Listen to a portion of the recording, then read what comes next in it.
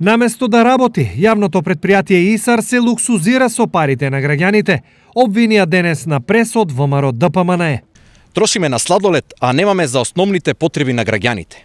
Очигледно ова е новата парола на јавното претпријатие ИСАР, кое секоја година набавува луксузни работи од парите кои ги собира од граѓаните. Спротивно на ова, ИСАР не ги сервисира основните проблеми на граѓаните. Градот стана една огромна депонија. Отпадот и нечистите улици се работи со кои секојдневно се соочуваме.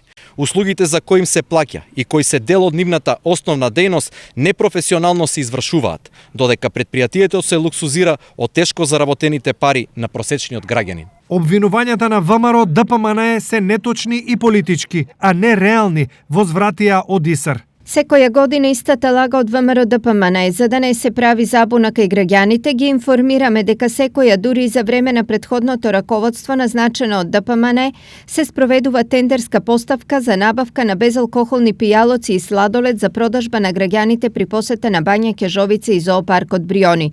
На над 30 локации на територијата на град Штип се поставени платоа за селекција на отпад. За континуирано и навремено водоснабдување инвестирано е во изградба на 2 нови бунари, нова и реконструкција на водоводни и канализациони линии во должина од 12,6 километри со вредност од 46,6 милиони денари. Стои во одговорот од јавното претпријатие ИСАР